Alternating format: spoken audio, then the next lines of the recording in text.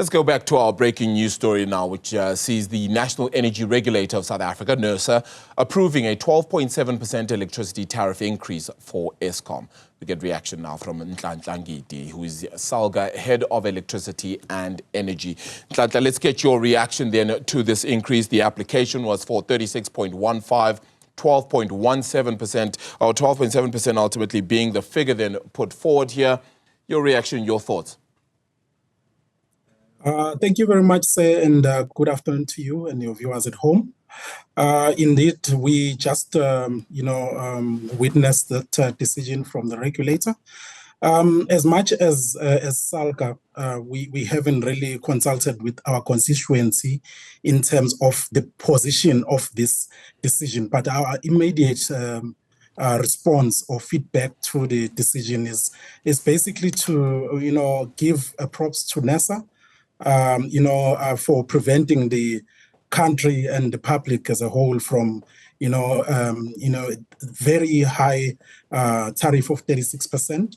I think what we need to guard against here, and that I'm hoping that the regulator will indeed have those controls, that, the 12% that we're giving Eskom now doesn't really come as a delayed pain for us, because remember, the pricing methodology is over 3 years, and Eskom had applied for 36% and 2 more other percentages. Can't remember the exact numbers.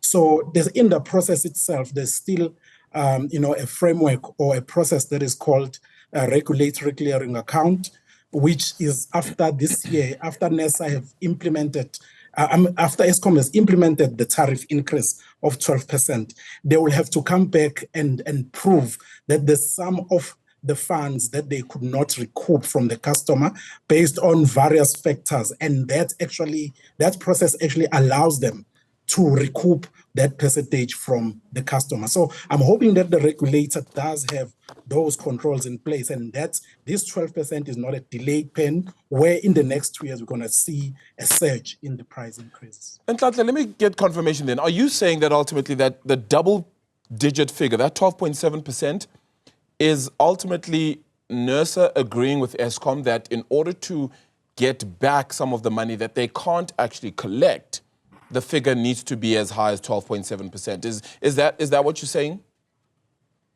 Not necessarily. NERSA process, NERSA has its own, the prudency of the Eskom application. So NERSA's prudency tests, they see 12% as an increase that makes sense at this point in time. So with the question we can ask ourselves, if a regulator can actually give Eskom 3 times less than they had been applying for, does it mean that we've been lied to in the original application? That's a question that I cannot answer, but it really raises some red flags when a regulator can actually issue or make a decision of a price that is 3 times the original application. It means there was a lot of facts in the application, a lot of unnecessary factors that were put into the application itself. So that might be the case. Yeah, what do we think of this and what it means for affordability as well, though, for South Africans?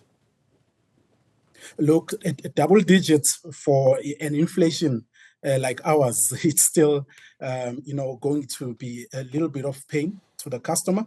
As much as, to make ourselves feel better, at least we are receiving 3 times less than what you would have, experienced. And, I'm going to go back to the issue of, let's hope this is not a delayed pain.